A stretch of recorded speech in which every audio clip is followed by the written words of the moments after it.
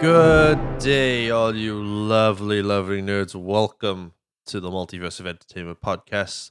This is the podcast where we dive into the multiverse of TV and movies and bring you the very best, the worst, and the ugliest movies of all time. My name is James. Welcome in. I do appreciate it. Thank you for coming in today. We are episode 19, and this week we are talking about one of the few hidden gems of 90s movies, kids' movies at least anyway. We're talking about the Pagemaster from 1994. My buddy Sassy Clarence is here with me to join me on this episode this week. So I'm not running solo, but I would like to say we're creeping on 20 episodes. It's been almost 20 weeks of this epic journey. Thank you very much for joining me. I know I say this every week, but it's been really, really good fun, and I'm loving every second of it. So thank you for listening. Hope you're enjoying the show so far. Many more episodes coming, and it's going to be epic. Speaking of epic, we have some breaking news.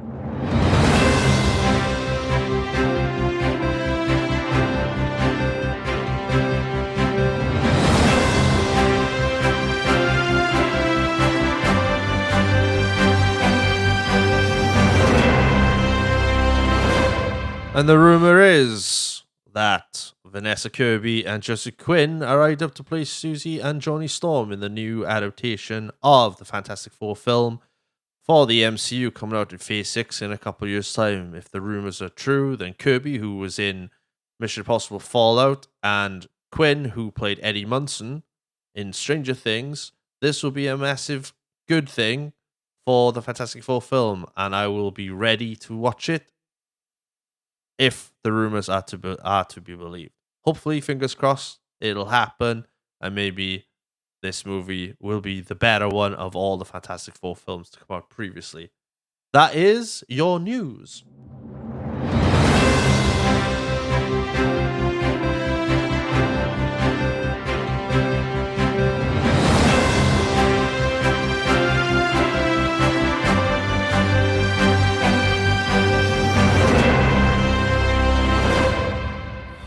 And that was the multiversal news. Thank you very much for joining me. Right, let's get into the episode. You've all waited long enough. This is a pretty hefty episode, so I don't want to waste any time. We are talking about the Pagemaster, which originally released November 1994.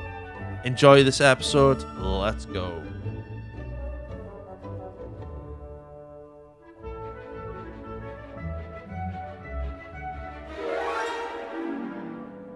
Episode 19 is here.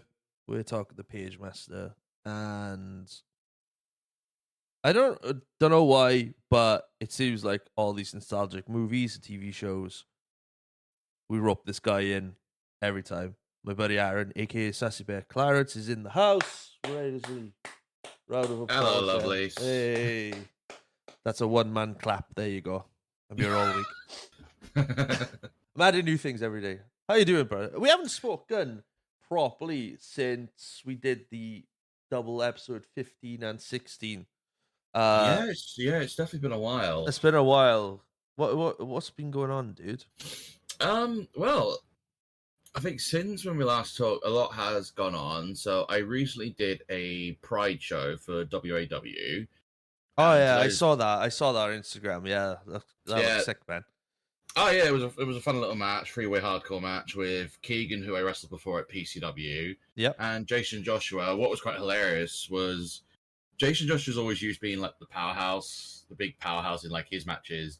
But then when he basically came in and saw the size of me and Keegan, he's like, "Fuck, I'm actually the smallest guy in this match." Bless him. But yeah, at that, I've got, funny enough, another show coming up in Great Yarmouth tomorrow for DOA, so I'm looking forward to that. Shout out to the DOA boys there. I haven't seen them for a while. And then you've got one at Fallen Star. Are you at Fallen Star on the? You're not at Fallen Star tomorrow, are you? Because you're doing DOA, right? Well, no, I'm at DOA, so I wouldn't be able to make it Falling Star. But I am at Falling Star on the 26th of August in Woolsoken. Oh, yes. So I'll definitely be there. Dude, I'll be honest here. I haven't had a chance to go to come up for the wrestling at all. Aw. Like in the world of wrestling, kayfabe wise, I am in the office sorting everything out. So I don't need to be there because doing that commissioner role, I just don't need to be there all the time. You know. Mm, Uh, but on the real life side of things, I'm just being hammered with work right now. understandable. And funny enough, I'm having my hours reduced soon, so hopefully I'll go back to 37.5 hours by October, so it should free me up quite a bit then That's to good. do a lot more stuff. Yeah, for like I like I'm not gonna go too much in my job, but I love my job. I think it's what what I do for work, and it's really really good. But it's so much. It takes so much out of you Hmm. that 45 hours for me is like it was good to start off with, but it's too much now. So I need to Yeah. bring it back a bit and have a little bit more better balance of life because I think that's really really fun to have Mm. work life and outside life as well. And plus, outside life is picking up right now, especially with like uh Oh, conventions and wrestling and all that stuff coming out. oh And I yeah. want to go watch more movies as well, especially getting ready for like the Marvels in November. So I'm looking forward to that. I can't wait. So, do you know how many people don't know about this movie that we're talking about today? The I'd imagine that. Pagemaster. I'd imagine there'd be a percentage of people that have not a clue about this movie. No, because every time, like, people ask me, like, what are you talking about this week's episode? And I said, The Pagemaster. And everyone just looks at me stupid, just going, what's that? And I'm like, you don't know what the Pagemaster is? It's probably one of the most underrated uh live action slash Animated. animated films of all time. I mean, the movie is literally an hour and 15 minutes long. Doesn't take most of your time. Mm. My God, this this movie was so good. Like, I personally watched it this morning. I couldn't find it on It's not anywhere. Nah. Okay, it's not on Amazon Prime. It's not on Disney Plus. It's not even Nope. on Netflix. It's nowhere. So I kind of went on a naughty site, but anyway, not that kind of naughty site. No, no, Uh, no. no, none of that. Just like a watch movies online thing, and Yeah, I I guess found I was it this kind of the morning. same as well, actually. Because I remember this movie as a kid. I watched it yesterday, pretty much on the same method that you did. Because again, fucking nowhere to be found Hmm. apart from just reviews from other people on YouTube, and that's literally fucking it.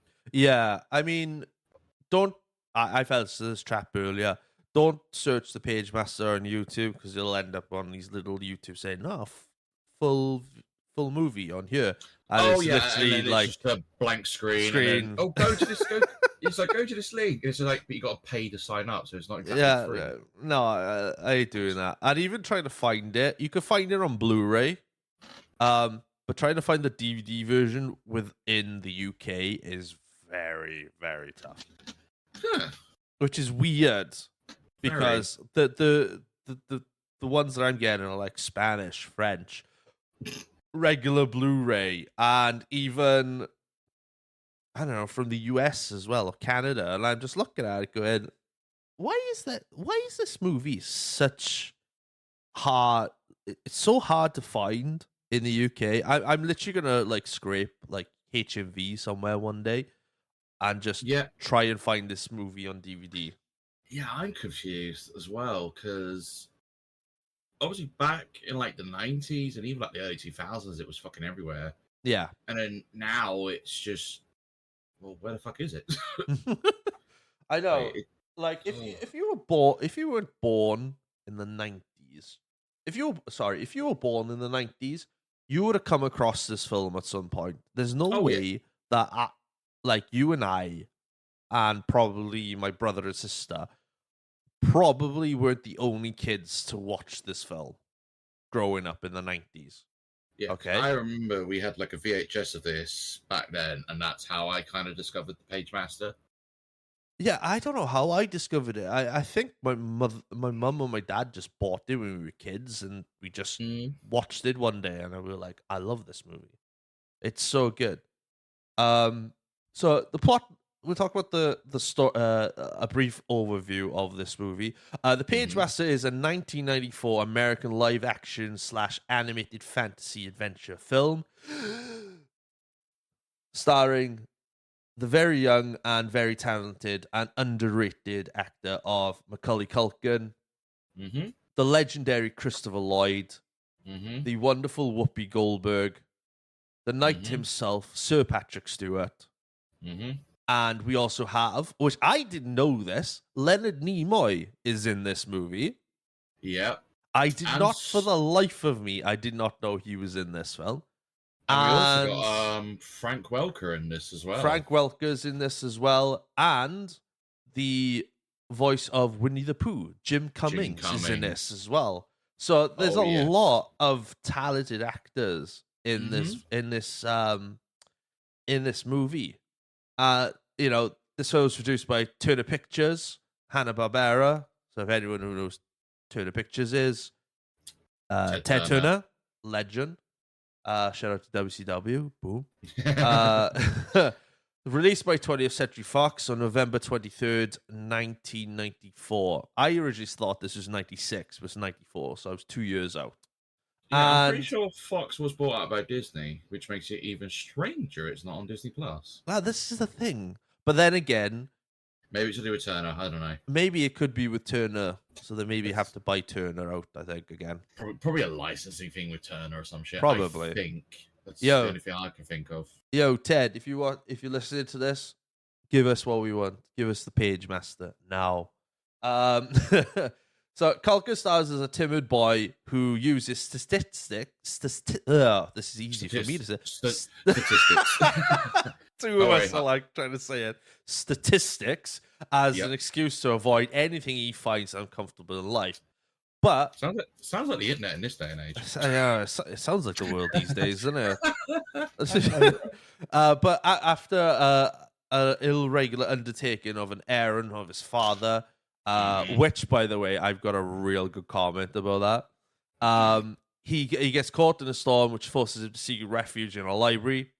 He finds himself trapped inside the library, where he must battle his way through literal classics coming to life if he is to find his way home. The film was There's written. I mean, I will say, I've definitely got a couple of notes. Like, I love how it's like he's on his way to the library, and it just seems like God hates him so much he's trying to kill the poor boy. Like fucking storms and all shit going after this poor little lad. This is like a kids film, but it's quite morbid at the same Oh, time. there are some there are some fairly dark moments of like a storm trying to kill a child, and then when he goes into the library, that's when we first see Christopher The Lloyd in Lloyds. one of two roles in this movie, just to point that out. But yeah, this is Yes. the first role he is where he's a librarian. It's just the way that he approaches the boy, where I'm just like, I've got the stranger danger butter on standby. He's just like, oh, there's a little boy. Oh, are you looking for adventure? Yeah, it was a Oh. questionable look, wasn't it? He just, It's just sneaks up and then on it's just him. And it got even more creepy where it's just like horror. You want horror, boy? It was just like, okay, Chris, you're a And great he's- actor, but Yeah, it was like he's this. He comes across as like this creepy old librarian, and then when Macaulay Culkin doesn't want a book, he just wants a phone. He's like, oh, okay. Like it was like a show for him. yeah, Like, as a librarian, it's like I put it on the show, but then he just goes, "Oh, okay, you just want a phone." Well, I feel like like the genie in Aladdin. Well, I feel sheepish, you know, Mm. and he directs him down to the phone, and this is the tagline of the entire film: "Look for the exit." And yep, I don't Yep. care who you are, if you've watched this movie, all right, and you've seen that quote, and you go to any building in the world, you always turn around and go, "Where's the exit?" And then you point up, "It's there." It's like, let's go. I love it. It's so good. That could make such a TikTok vibe, TikTok video. Just literally going, "There's the exit. Here's the exit. It's right there. The exit. What's that over there? Is it a bird or a plane? No, it's the exit." You know, something silly like that. See, I've said that now. Somebody's gonna do it. Damn. I'm sure someone's gonna do it. There's my million view TikTok gone, isn't it? Yeah. So he goes, and then he ends up. Where does he end up? He ends up in the rotunda of the building. Yeah, he ends up in the rotunda of the building, and then he's staring up at the pictures with like, like the Pagemaster and all that jazz. Yeah, and it's the foreshadowing, and then for some reason he just like gets creeped out and then just slips on a puddle, which is quite ironic. He slips on a puddle, and then the painting on the ceiling starts to melt. Yeah, and then it just turns into like this CGI rainbow tidal wave that just with a goes dragon on it. Yeah, literally with a dragon on it. And in my mind, watching that, I went, "Oh, that CGI hasn't aged really well." Yeah, like, it's good. It's good CGI compared to what we've seen previously. But but I was kind of like, "Ooh, you could tell it's CGI." Obviously, not just any CGI, but 90 CGI. 90 CGI, which these days is quite retro these days. Yeah. Compared to now. So, funny enough, on the subject of CGI, Toy Story was actually the first movie to utilize CGI. It was, yes. Oh, dude. Crazy to think. Two of the episodes I'm much looking forward to since thinking about this movie is Toy Story and Star Trek 3, The Search of Spock. I cannot wait to talk about that one. Yeah. Just because of Christopher Lloyd in that film, but that's another day. Oh yeah, that's gonna be great. So the boy's name is Rich Tyler, right? The boy is like running through like each library from this tidal wave of CGI death, but then ends up coming from all corners of the room, which he ends up in a different rotunda, and then it was just like this pool of paint, which I think Disney just kind of went, "Fucking here you go." If it was Disney, they were just gone, how do we make this like pool effect? Like, I don't know. I'm sure there's ways. Yeah, I was going to use a different term, but I thought no, I better not. Just like this tidal wave splashed all together, and all of a sudden, I like how he points out, "I'm now a cartoon." Yeah. And then all of a sudden, the Pagemaster comes out of nowhere, like a Gandalf, creepy-looking guy with satin on top of his staff for some reason. Why satin on top? It's not satin, but it looks like satin on top of his staff. Yeah, I'm not quite sure why he's got, of all planets, Saturn on the staff.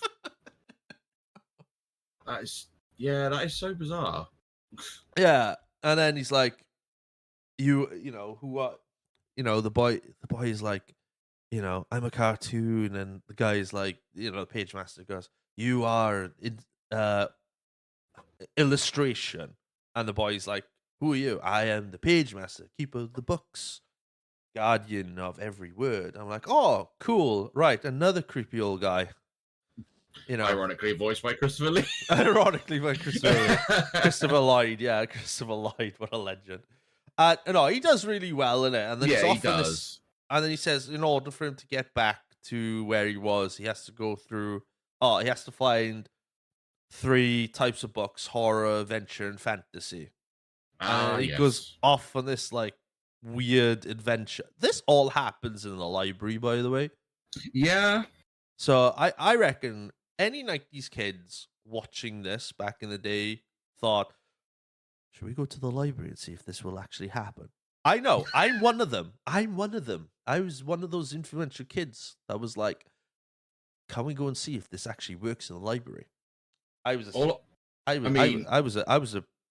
underprivileged child back in the day. I had no. I mean, I can understand that the feeling with the kid, but then there's a part of me that's thinking a bit darkly about this is what if it's just a kid just hallucinating in the library where he's thinking all this is happening, but it's not, and everyone just thinks he's fucking nuts. Yeah. Can you imagine just running around, you're just in the library, minding your own business, and this kid And he's just just goes, talking to the books. yeah, like this they're kid, actual- yeah, he's actually carrying the books. Come on, guys, let's get to the exit. And I'm just like, what the fuck? Get out, go. Who's this guy? I'll have whatever he's having. Do you know what I mean? Jesus Christ. And I can imagine like the fucking person in charge of the library is just like, "It's a fucking library," and the kids just going, I know. What would you rather do? Pretend to be in the Pagemaster or play a game of bogeys?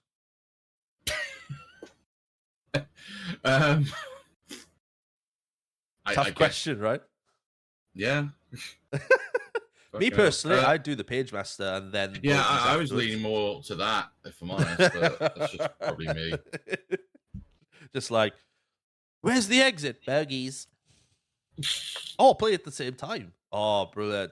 Oh, jeez. To all the parents out there watching this, sorry about this, and I've just ruined your childhood or your life. So your kids are not going to misbehave in those libraries anymore. Mm.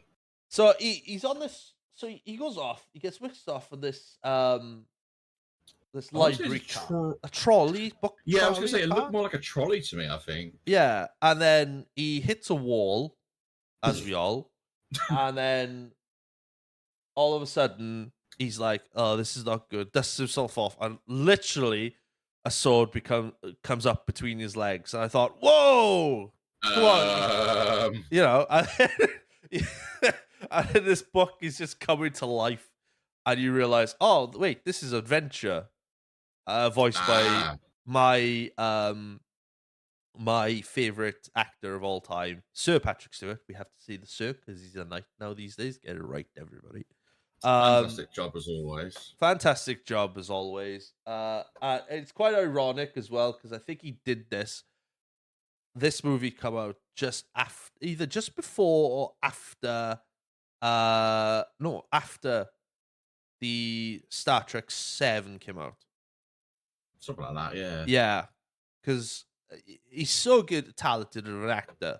You couldn't tell it was Patrick Stewart until like later on who it was, you know? Yeah. And Jesus. So funny, so hilarious. He's having the time of his life with this role. Oh yeah, you could tell he's like this book who's trying to be a pirate, but he's failing badly, and then realizes the boy's got a library card. And he's like, "Oh, I didn't know you were as a customer." You know, suddenly goes Scottish for some reason. I could also say this role as Adventure a lot more dignified than the poop emoji in the Emoji Movie. Oh, God, I'm not even gonna. I haven't seen that, and I saw the advert for that, and I did laugh at it, but I'm curious to watch it to see how bad it is. I mean, I've seen it. It's pretty bad. No, wait till the sausage party episode. Okay. That film was good up until a certain point, which freaked me the fuck out. But that's for another episode. And Adventure then is like, we have to climb this mast. The boy goes, that's not a mast, that's a ladder. It's like, no shit, just fucking climb it, kid. And then he says he doesn't like heights, and Adventure's like, oh, I can fix that. Here you go, 20,000 Leagues Under the Sea. And the squid opens the book, and this big fucking squid comes out of nowhere. And starts filling up the room. We think, well, this turned really ugly really quick, didn't it? This kid's gonna get eaten by a fucking the Kraken, really? Yeah, by the Kraken. And then they panic. The lad just goes here, there, and everywhere. Adventure tells him to jump, boy. It's your only chance. Grabs the books, doesn't get a grip, grabs all the books on the shelf, falls down, and then just hovers. And then he realizes he's holding on to another book that comes to life, and she's like so pissed because he's like grabbed it by the mouth, can't breathe. Turns out it's fantasy played by the wonderful Whoopi Goldberg. Oh. You know? So you've got, in my head already, you've got two Star Trek actors in this already. And for me, it's like winning, you know? Oh, yeah. Yeah. And then she's like pissed, and then she becomes this like, I'm fantasy. Like this little like if somebody heard a bang then that was my microphone being hit. Just like she's telling him I could do this, I could do that. And they end up then in this there's you could tell the acting chemistry between Sir Patrick Stewart and Whoopi Goldberg because of the time through Star Trek and how well they work together, right? Yeah. It's evident, and it's comedy gold. It's really really funny, and they both then all three of them end up in the horror section, which then they come up to this big mansion. Yeah. Where they ring the bell and then horror falls down from the ceiling. Yes. And I swear to God that horror is played by the same guy who does it's Ed. So Frank Welker is the one that voices horror. Yes. Who also was in Star Trek 3, The Search of Spock. Was he? Yep. Frank Welker was in that movie. Fuck off. No, genuinely, he was in that movie. Who the hell was he playing? I'm sorry. No, I'm looking at. I'm trying to look for it now, and I don't want to because I want to concentrate on this movie. But now my fucking interest now, and I'm like, who the fuck did he play in that film?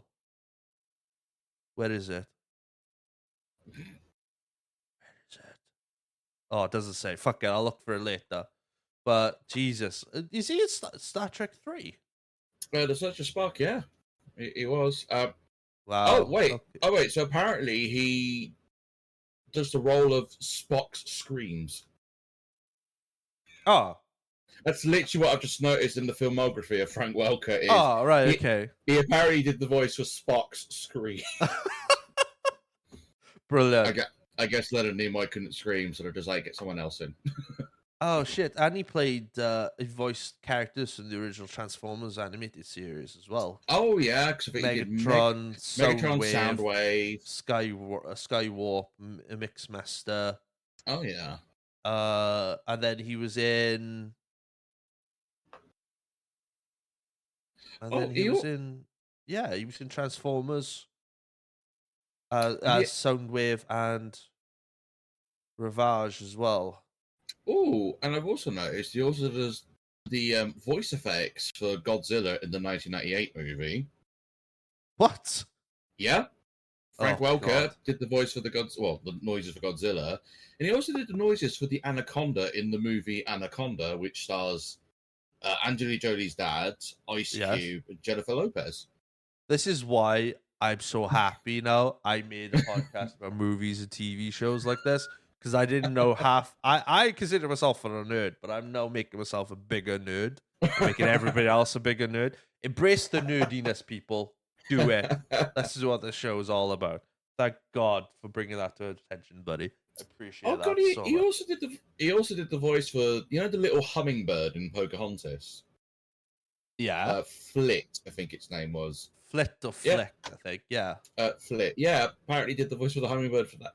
This guy gets around. I know. He did the sound effects as well for the dragon and Moby Dick in this film as well. Yeah, he did. And his inspiration for the horror character was literally Igor. Oh yeah, there was definitely like there was definitely like some Igor vibe with horror, especially where he's like proper hunchbacked and everything, even though he's a book. Yeah, and then what was it? Then they go into this building.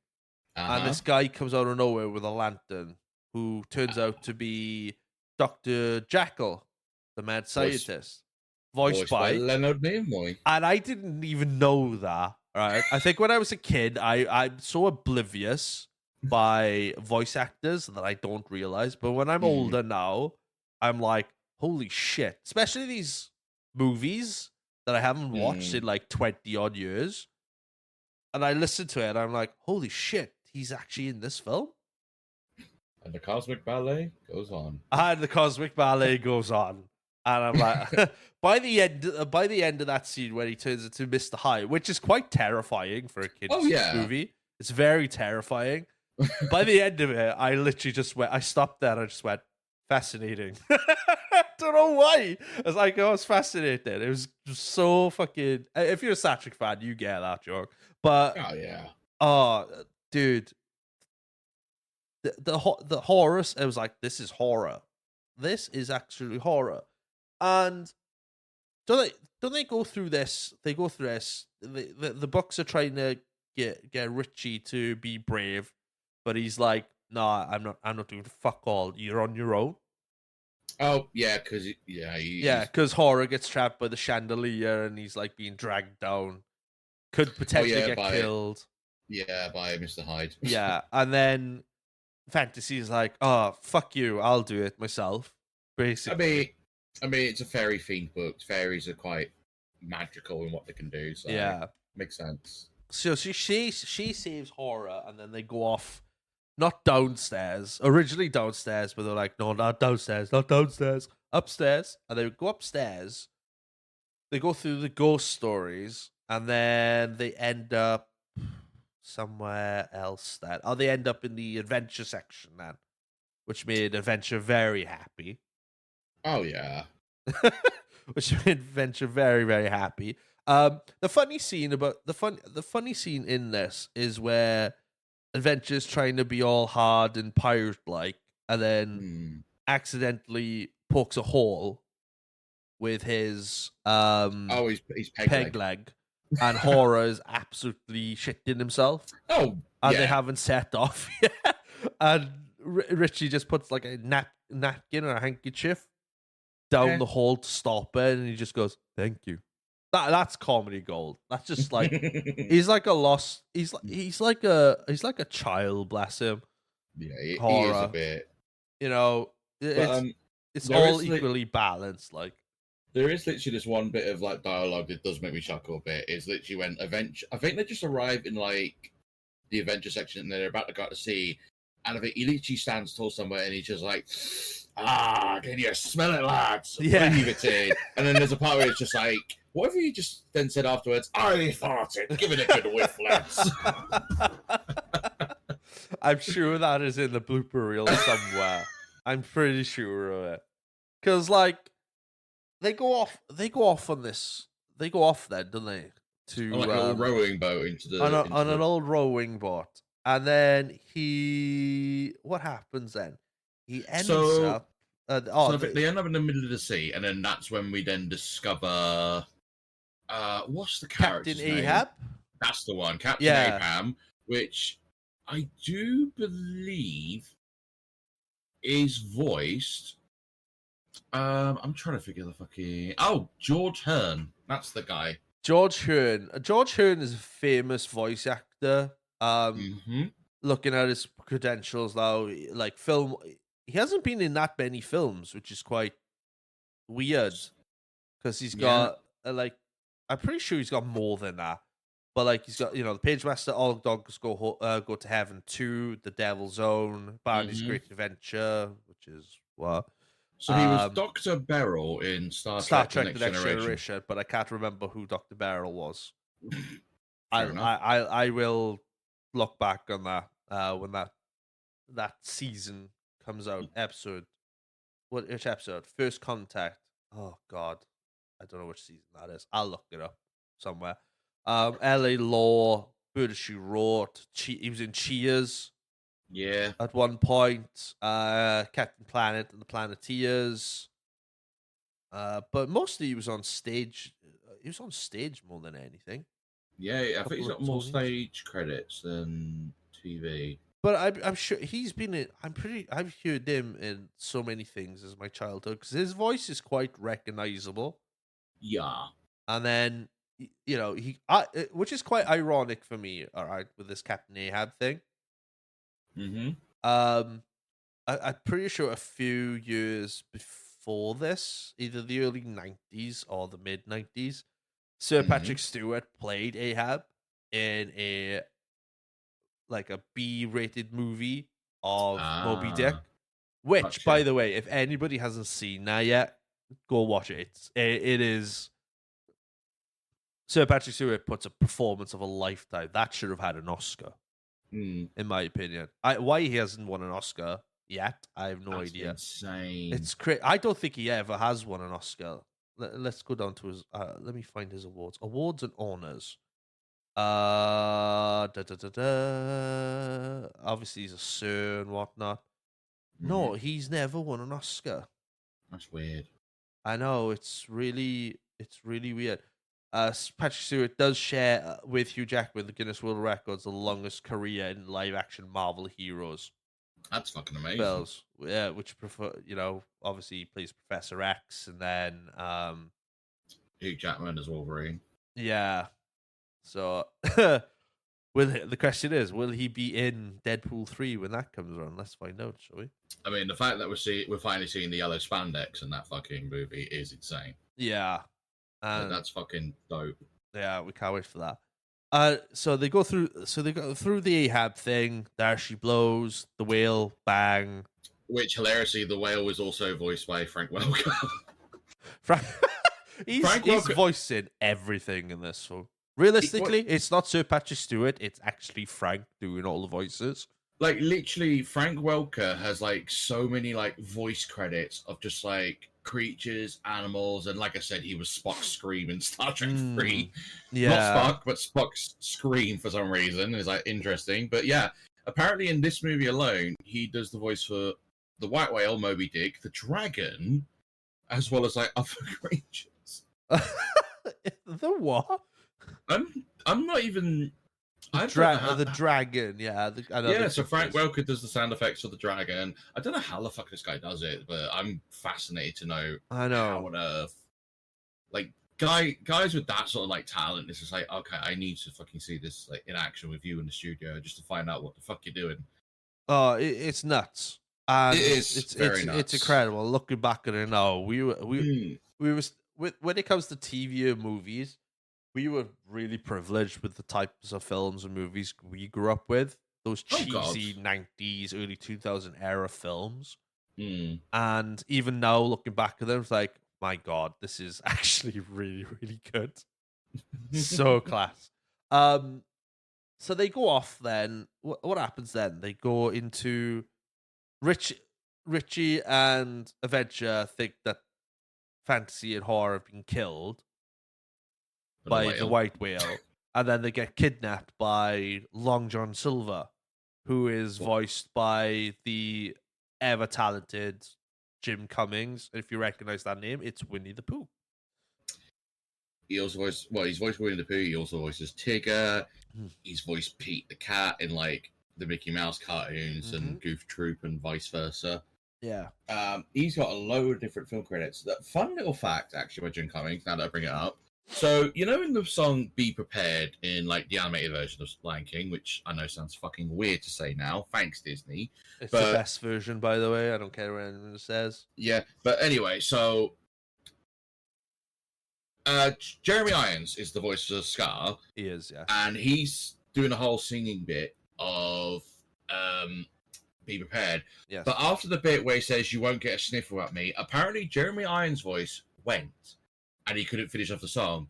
So for the rest of the song, they actually got Jim Cummings to finish the rest of the song. And I remember just being amazed because at first as a kid, I never noticed it.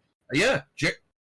After the bit where he says, you won't get a sniff about me, Jim Cummings is the one finishing the rest of the song. And he does such a good fucking job in like hiding his voice to make it sound a bit more Jeremy Irons-ish. Wow. I think it's fucking nuts because Jim Cummings, he's one of those voice actors where I always have an ear out for his voice because of his range of fucking talents. And I knew right off the bat when I saw Long John Silver, I'm like, that's definitely Jim Cummings because he sounds a bit like Pete the Cat. I never watched Pete the Cat, so I wouldn't have recognized it. So you've heard of Goof Troop, right? I've heard of it, but I've never seen it. Right. So Pete the Cat is like this big fat cat enemy of like Mickey's, Goofy's, and all that. Okay, yeah. He's quite a common one in a lot of the cartoons. He was an antagonist in Kingdom's Heart. He has, like I said, he was in Goof Troop, and a few other like Mickey cartoons as well. You'll spot him a mile off, and yeah, Jim Cummings is the voice for him. Well, no. Well, no, you learn something new every day, don't you? Yeah. I didn't even know. I want to see the behind the scenes footage of that happening. Where Oh, Jeremy yeah. Irons' voice goes. Yeah, I'm You know? very curious sure to know it's about out that there. because literally when I found that out, I'm like, that's fucking incredible. It's the mad world we live in. But yeah, while they were like kidnapped by the pirates, like there's one scene I do remember even from as a kid is literally when there's like the three pirates that are like complaining about this map, where I think one of them was just saying, "Oh, it's something like that. It's in the middle by the waterfall," and then another one's like, "Oh no, it's east by some broccoli," and then fucking Long John Silver just grabs the map. He's just like, "You half-wits, it's east by a tree." Oh, it's west by a tree. Sorry. Yeah. And it's just like it's west by a tree, and then I just remember that just being so hilarious. How like holding the map in 3 different angles, and that's their sort of like what they're coming up with in their head with it, and it's just like okay. And then a few years, and then what? A year after this, Tim Curry comes in and plays John Silver in the Muppets Treasure Island, and just goes, A fantastic job, I will say. Yeah. Oh, Like can't wait to just review that. the way he plays as Long John Silver is really fucking fascinating. I've never seen it. Oh, I recently saw it with a couple of friends, and like I said, Muppets Treasure Island, really good. I Really don't know good. when I'm reviewing that, Like, but that's like- gonna be a long way off. But honestly, like if you haven't seen Muppets Treasure Island, definitely give it a watch. It's a fun Muppets movie. I and- already hear people now turn around going, "How is he not seeing this?" And I'm like, I just haven't. All right, I lost faith out of the Muppets after Christmas Carol. All right. Really? Yeah, like after the Muppets Christmas Carol, I kind of went off the Muppets. Oh. Yeah, I don't know why. It was just like, Did yeah, you the just not- Muppets were fun. I think at that point in my life, I was starting to move on to something else. Fair. I don't know. I don't know what I was moving on to. But I can't remember. I would honestly say Tim Curry as Long John Silver is definitely one of the big highlights of Muppets Treasure Island. Mm. I mean, it's Tim fucking Curry for fuck's sake. Note. Sass for Muppets. Got it. What is it? Oh yeah, they find the treasure. Then don't they? They find the treasure, and then all of a sudden, you hear Horror starting to sing to creep yeah. them up, but he fucks it up. And you hear Fantasy in the background. No, do this. Oh yeah, and then starts singing it again.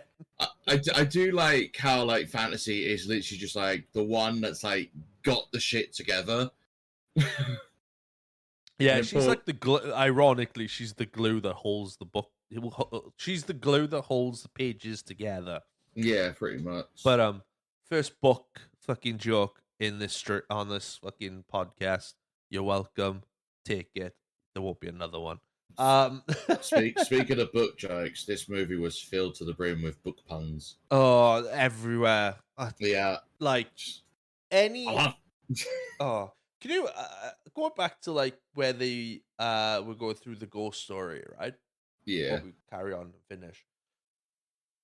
Did you notice they didn't pull out The Shining? Can you imagine if they pulled out The Shining in this movie? Ooh, oh, what the whole like here's Here's whoever, like, do you know what I mean? That would have been creepy as hell. I'm quite surprised they never did that with Mr. Hyde. No, I know. Well, it was creepy enough as it was, right? Well, I mean, it was like when he revealed himself, it was like Mr. Hyde, like close to the camera, like I'm like, fuck, okay.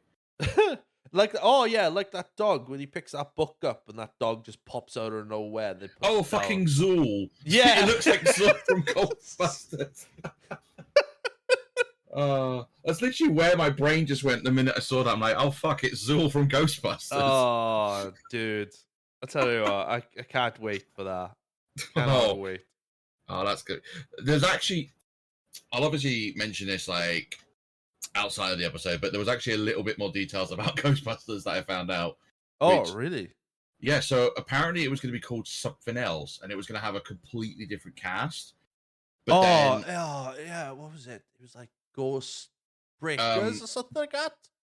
either like that or Ghost Smashers, I think. Ghost Smashers. That's what the original Yeah, so movie Ghost was called, Smashers was what it was originally going to be called, and there was Eddie Murphy was originally pegged in to be Winston. Yes, I remember. Who's the guy that was in the Blue Brothers? Not Dan Aykroyd, but the other one. I'm trying to remember his name. I don't know what his name is. Oh, that was it. John Belushi. So John Belushi was originally casted. I want to say he was casted as Bill Murray's character, Venkman. He was, yes. In the original cast, it was John Belushi, Dan Aykroyd, Harold Ramis, and Eddie Murphy. Yes. But Can then, you imagine?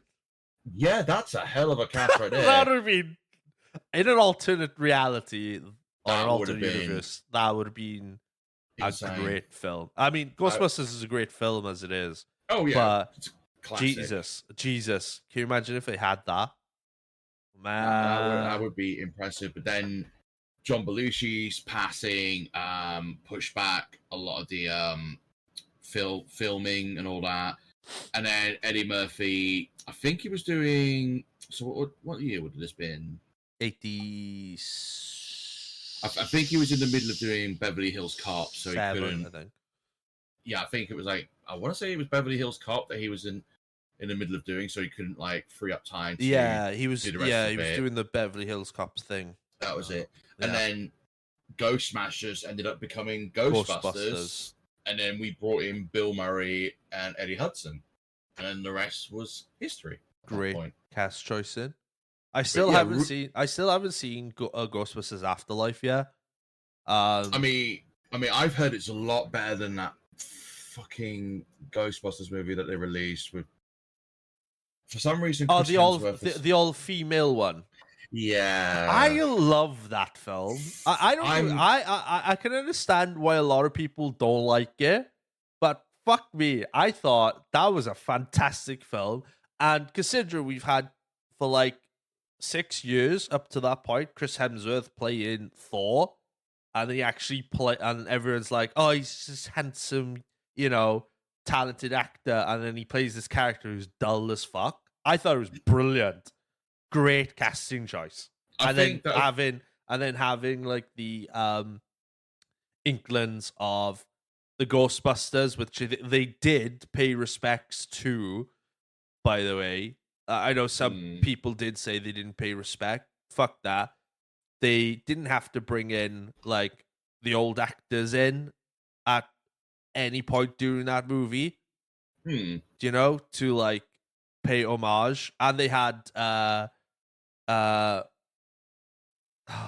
Egon's head on like a gold metal plinth, like a statue in respect as well. So I don't want to go on a tangent about it. I'm saving that for a good episode that's going to come.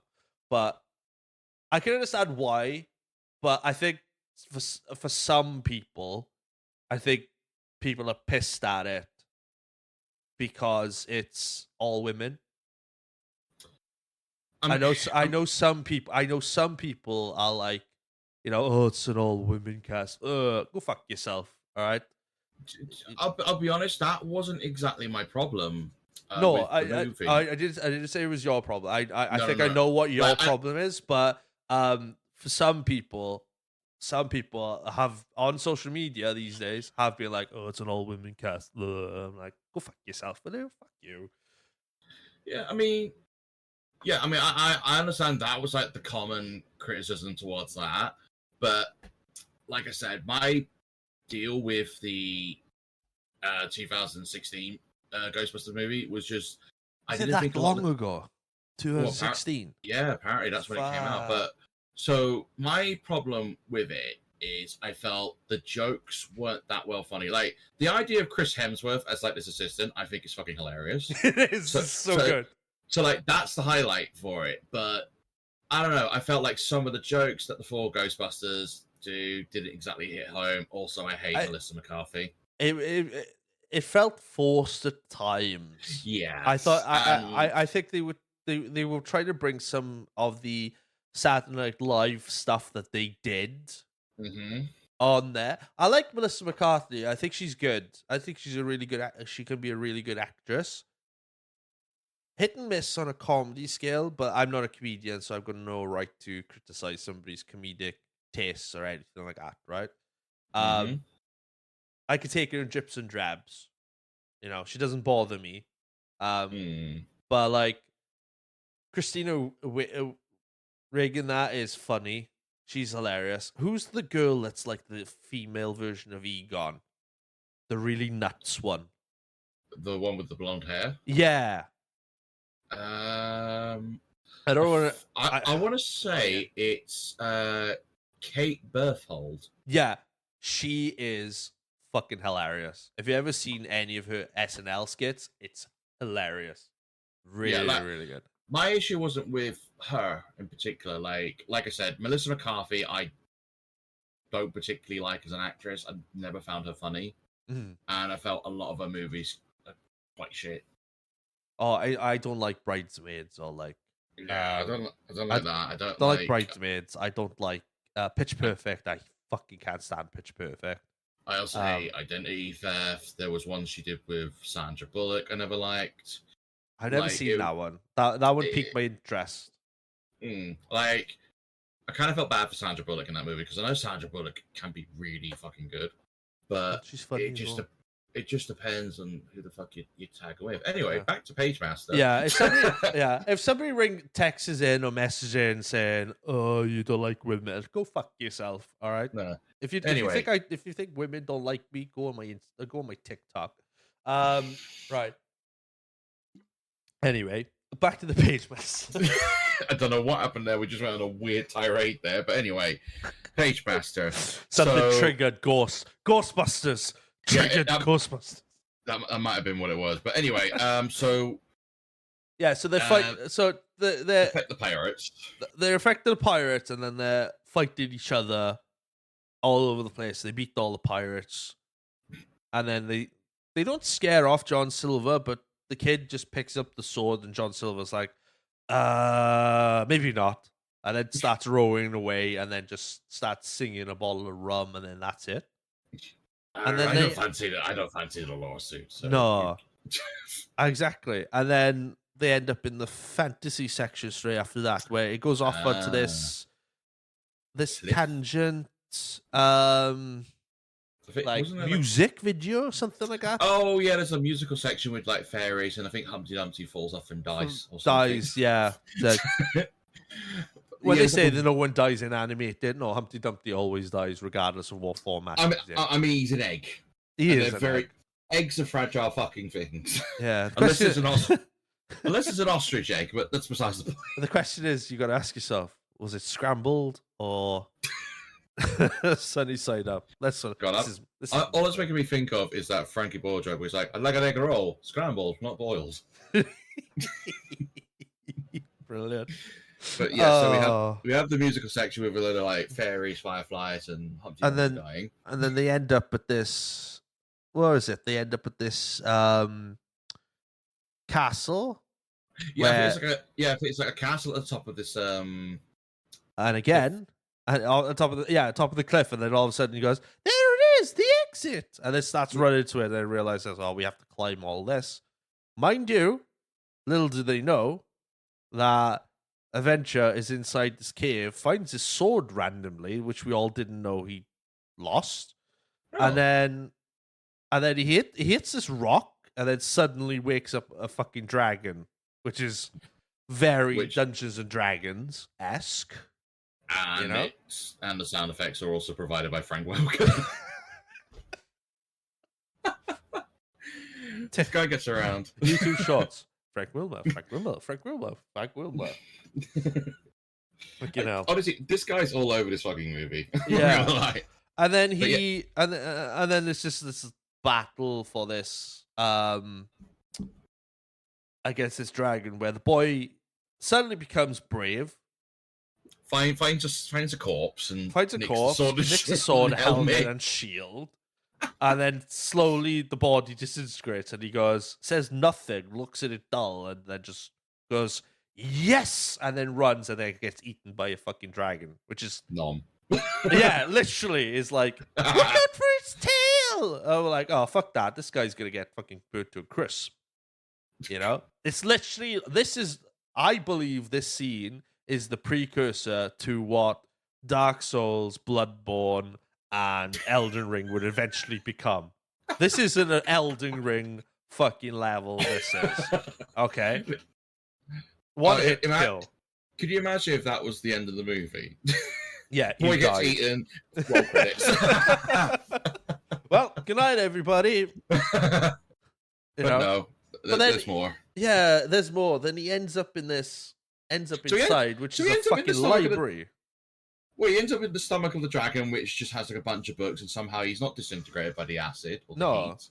Yeah, and then and all you hear then is the old man going, "Look in the books," and he's like, "Look in the books." Okay, yes, let's do that. Why didn't you do that? The start the fucking movie.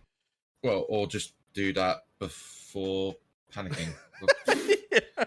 But anyway, so he eventually comes across the Jack and the Beanstalk book, opens the book, and just this ginormous beanstalk is just growing out of the fucking dragon's mouth.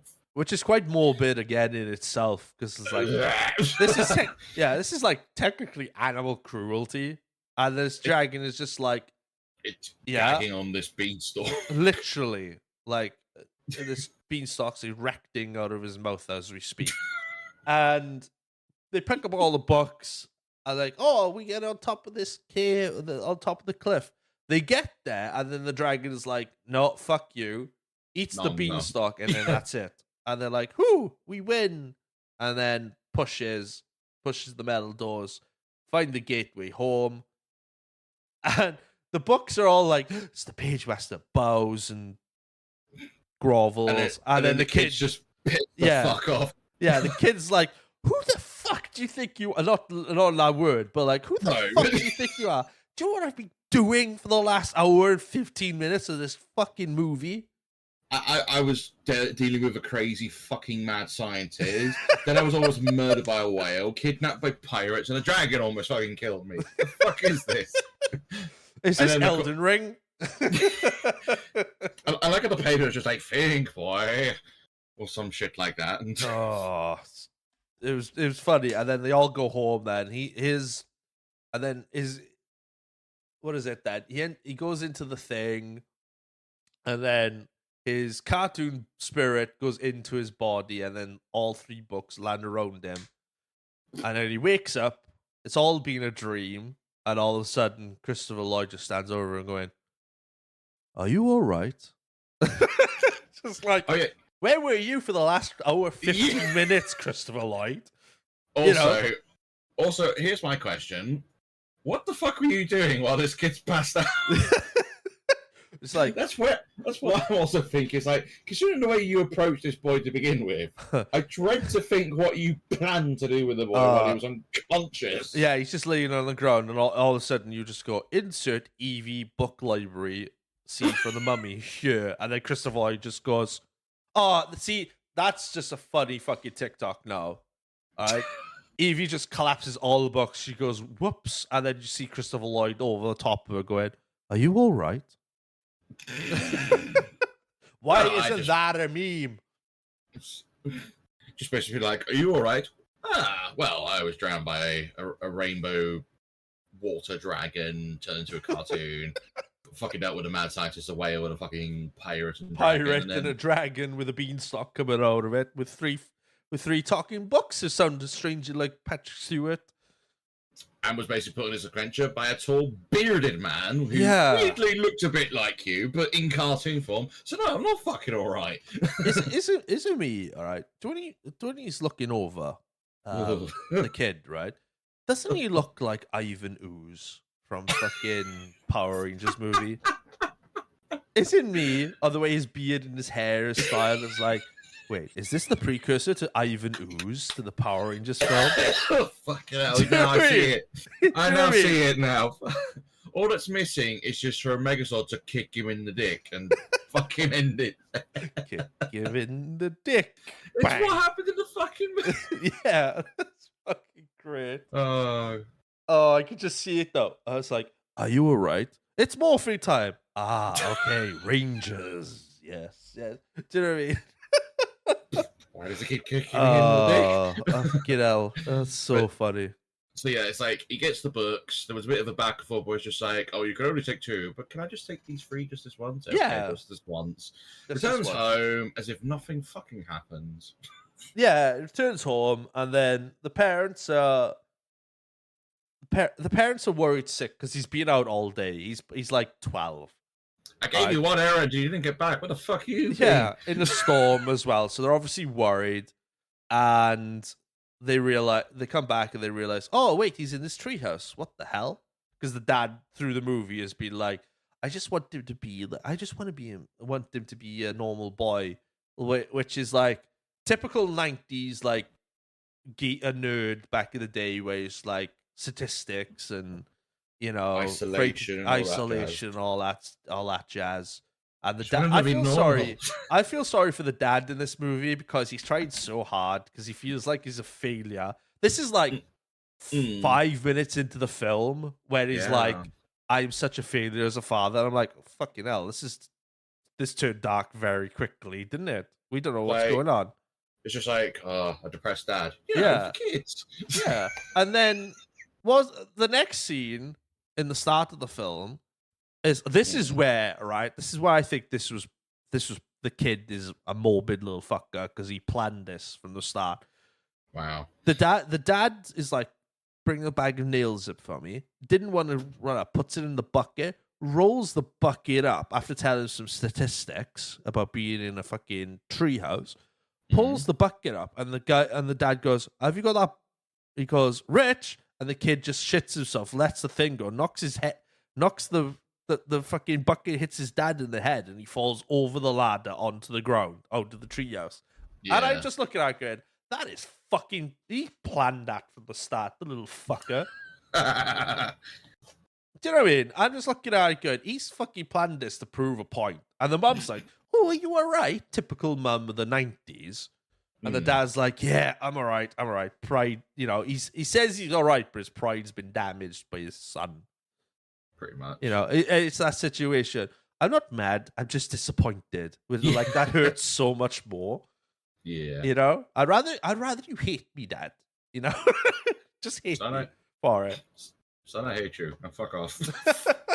Yeah, go down the store, get some of these nails, will you? I need some. So that's an even thing as well. He's just going back. It's literally a movie where a kid throws his dad out of a fucking tree. Some say in an accent. I believe it's fucking purpose. All right. Just what it. The evidence is there. Watch the film. All right. The evidence is there. The dad asks the kid to go down to get a pound of nails and ends up with 3 fucking books in a library where he gets knocked out and pretends he is in a cartoon. Now,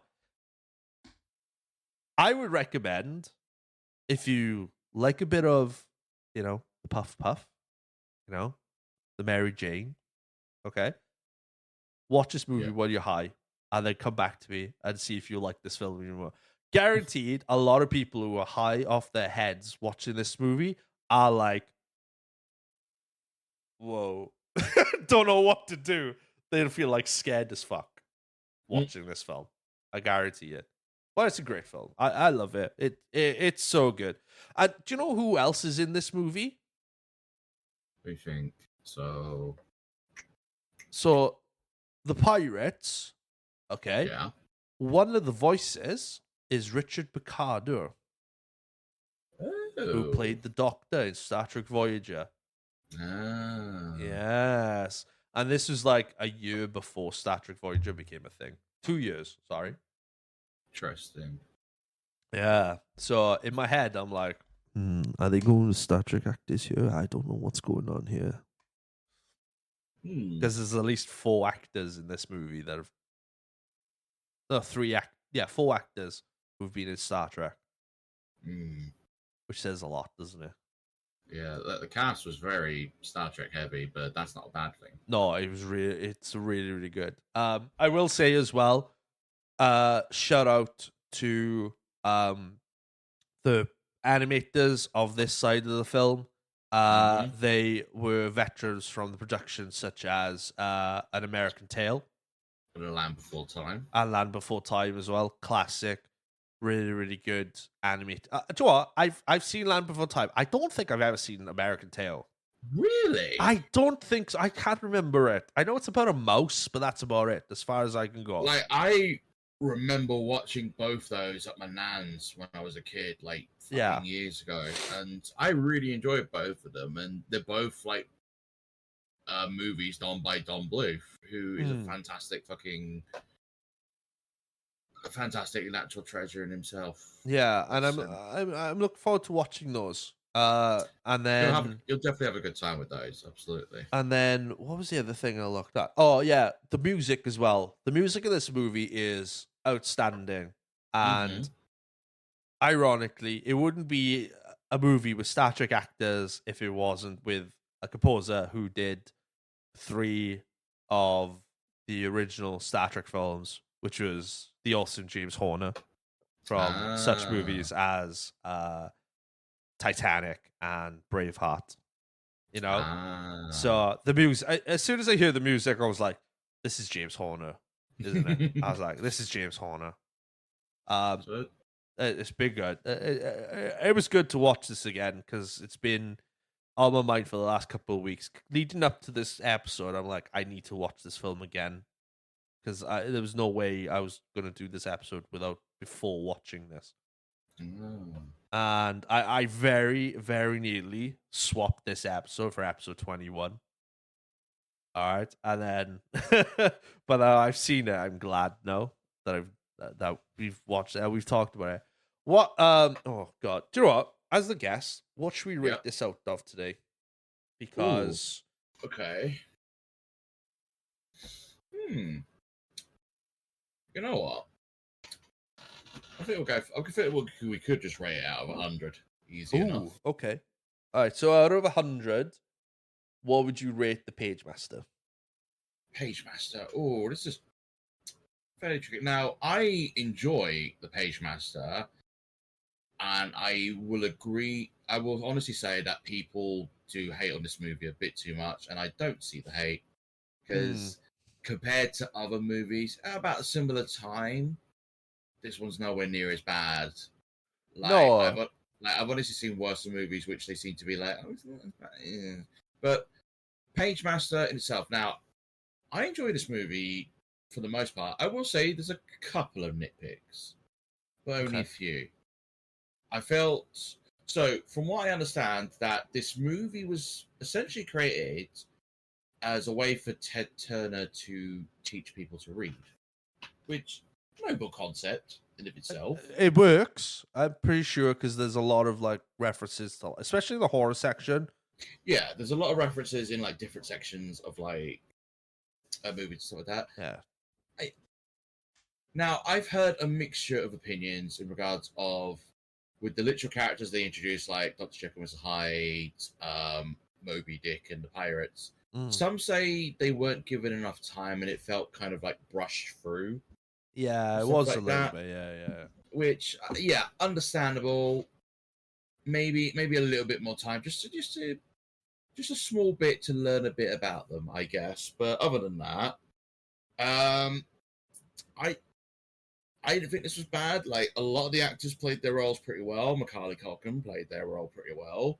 Christopher Lloyd, as creepy as fuck as he was, fantastic job. Um, Patrick Stewart and Whoopi Goldberg were having the time of their fucking life with these roles, and it You can tell. shows in tenfold. Absolutely, Leonard Nimoy, fantastic job. And probably the first time I ever knew of him playing a villain slash monster to an Well, extent. Joe's actually quite funny. I read this now. Not Macaulay Culkin, Leonard Nimoy and Frank Welker, Hmm. right, didn't perform again with each other until 17 years later, Wow, where they played as Megatron and Galvatron in Transformers nice. and in Dark. I think it's Revenge. No, sorry, Dark Side of the Moon. Ooh, So okay. yeah, Dark Side of the Moon was when they Uh, were in last because he, sorry, Leonard Nimoy played Galvatron in the Yeah, no, 17 years. Yeah, in Transformers films because Milka was playing Starscream. I think I was playing somebody in that Transformers film, but he wasn't playing Megatron. He was playing Yeah. somebody else because So, they brought Hugo Weaving in to play Megatron in that film. oh yeah, Hugo Weaving was that. So from what I'm looking here, Frank Welker did the voice for Shockwave and Soundwave. There you go. Yeah, that's it. So those were the guys that they brought him in. And then Len Nemo played Galvatron. Yeah. Was it Galvatron or was it Sentinel Prime. Sentinel Prime? That's the one. My bad. Yeah. That's Transformers fans are like, "You're wrong." I'm like, "I know. I can't remember. I need to watch the Transformers films again." Mm.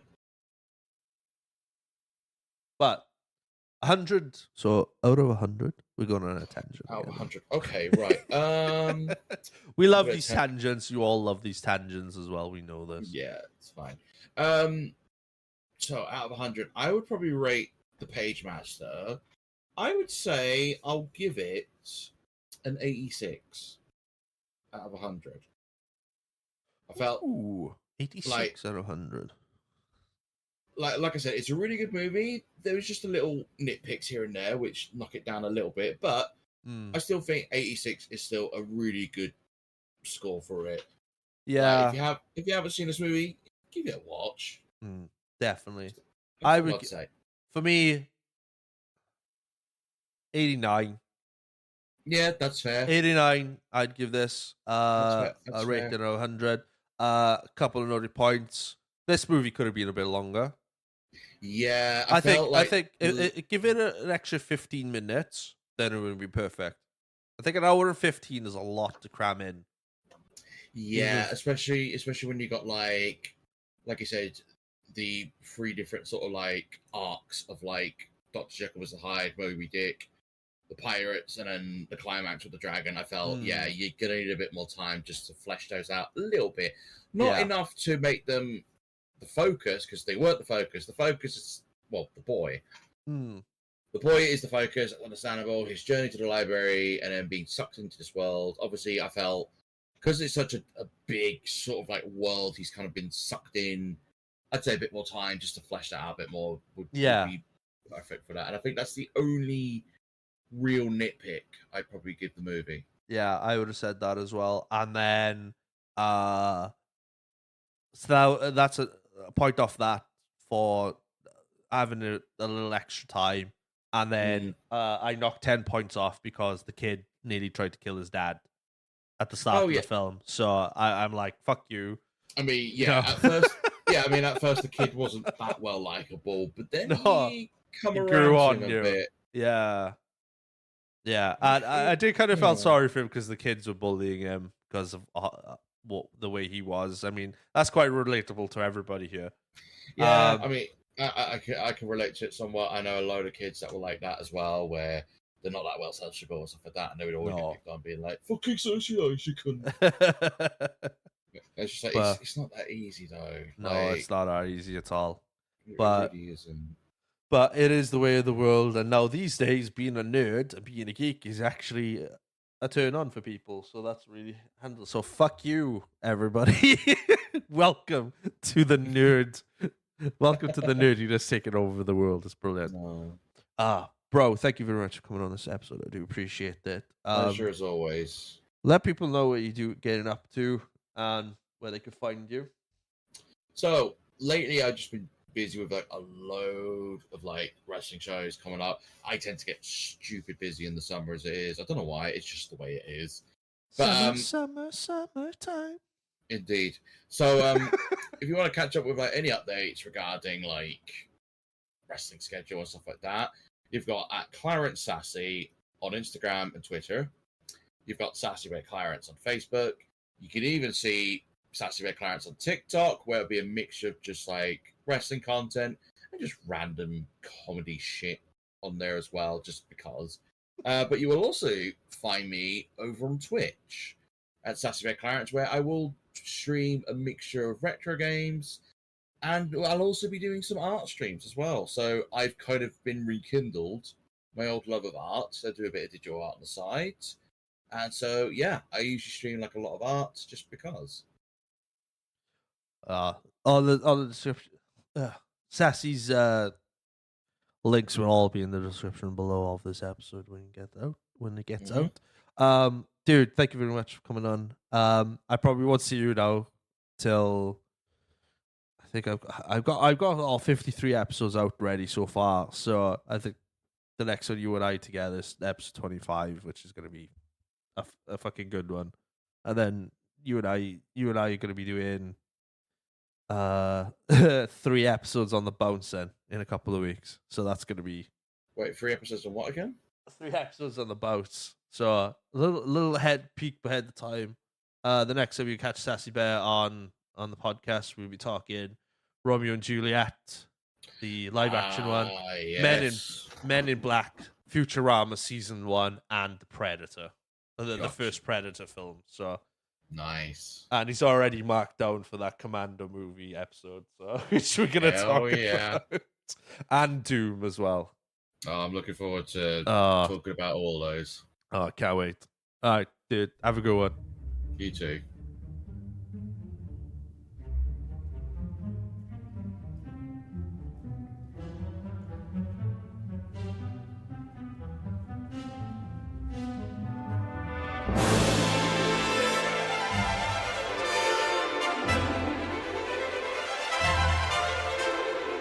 And that's it, everybody. That was episode 19. Thank you to my buddy Aaron, aka Sassy Bear Clarence, for joining me on this podcast. Don't forget, we're here each and every week. You could catch us on our social medias at Instagram. On Instagram, I will get this right eventually. Think of 19 episodes in, I get this fucking right by now, wouldn't you? You could check us out on our social medias at the Multiverse of Entertainment Pod on Instagram, Mo Podcast on TikTok. Don't miss every week where a new clip of a new episode gets dropped. We're dropped every Monday on any podcast subscriber or outlet that you can find us. You can find us on Spotify, Google Podcasts, Apple Podcasts, and even on Amazon Music. Check us out right now. Follow us there. Don't miss anything. And I am close as well to sorting out a new YouTube channel. Things are coming soon. Almost there now. I will announce it in the coming days as well. And next week is episode 20. And this one is going to be a fun one. We're running solo podcasts for the next couple of weeks. And episode 20 is going to be a fun one. We're talking about Family Guy season 1. So until next week, guys, have a good one. See you then, and stay nerdy and have some fun. Here we go. Let's rock out.